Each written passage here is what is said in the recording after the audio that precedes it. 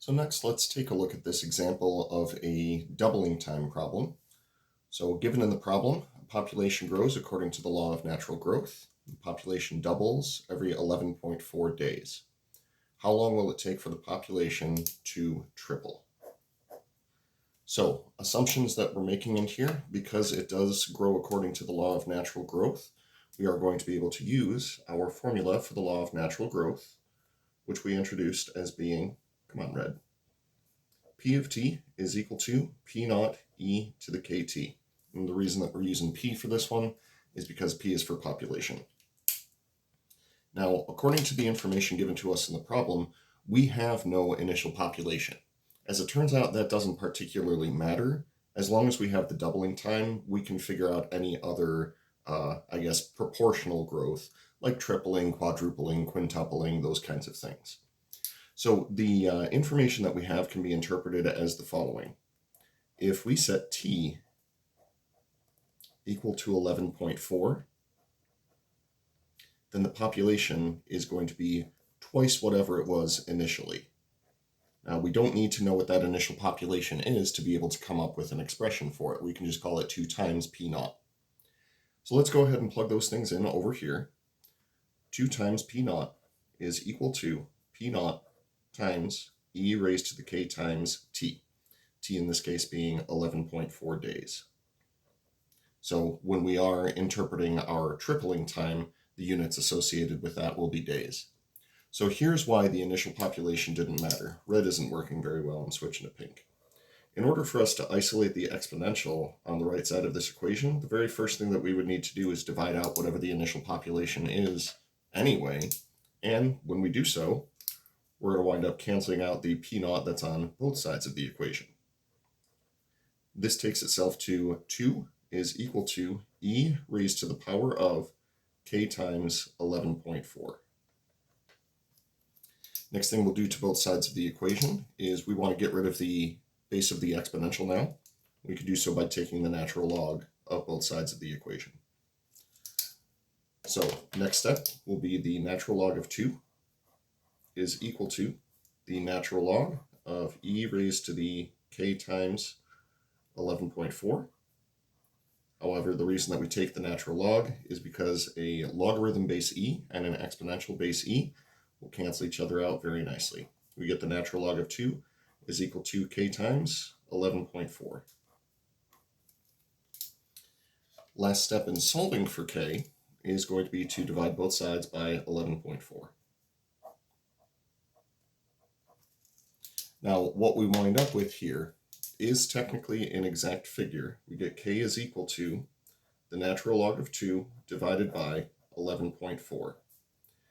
If you wanted to try to turn this into, say, a real number or like a real world number, I would recommend using a calculator to do so. However, if you are going to go that route, it is my sincere recommendation that you stick with a lot of decimal places on this. You can encounter a lot of rounding errors if you round too much too soon. So as you can see on the calculator, it says 0.0608023.843. I'm going to recommend that if you use a decimal, you hold on to at least 6 decimal places. So I'm going to pull this closer to my face because I'm having trouble seeing it. We'll say about 0.060802, and we'll call that good. Now, as we continue the problem, I'm going to start using the exact value of k rather than the rounded value of k. However, as you're working through the problem yourself, if you wanted to try this with the decimal, please feel free to do so. So this lets us know that our model for all of this is now P of t is equal to P naught times e raised to the natural log of 2 divided by 11.4 t. And this is why a lot of people prefer to use the decimal approximation instead. So what we're going to do is we're going to set the population equal to, according to what we said in the original problem, we said that we want to know the tripling time.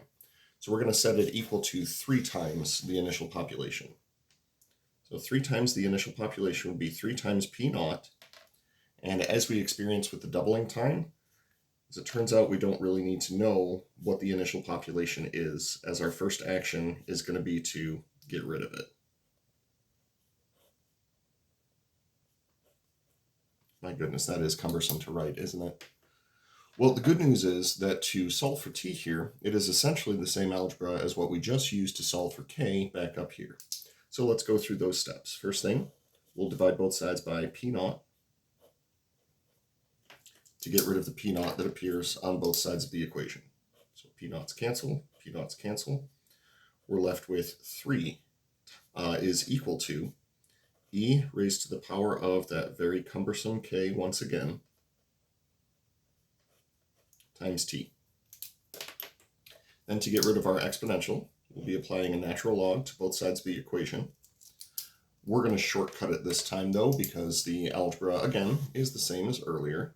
We'll get the natural log of 3 is equal to the natural log and the exponential base e will cancel each other out, and we'll be left with the natural log of 2 divided by 11.4 times t. Then to isolate t on the right-hand side, we'll be multiplying both sides by the reciprocal of its coefficient. So we're going to multiply both sides by the reciprocal of this fraction right here. We'll call that 11.4 divided by the natural log of 2. When we do that to the right-hand side, we are going to wind up with just t. However, I'm going to write it on the left-hand side. On the old left-hand side, we would then have 11.4 times the natural log of 3 divided by the natural log of 2. Now, because this is our final answer, I think a rounded answer would work out really nicely here. So let's go ahead and grab a graphing calculator, just like we had just a moment ago. And we'll go ahead and type in 11.4 times the natural log of 3 divided by the natural log of 2. Be sure to close parentheses after the arguments of those natural logs. Now, I do predict that this number is going to be bigger than 11.4, but smaller than 22.8. That would be 2 doubling times, and that would be a quadrupling time. My prediction looks good. We'll call this 18 point, let's go ahead and round it the second decimal place. Where you round is kind of arbitrary, and usually directions will include how you should be rounding something like this. We'll also include units on that final answer to make sure that we understand that the doubling time and the growth model was in fact in terms of days.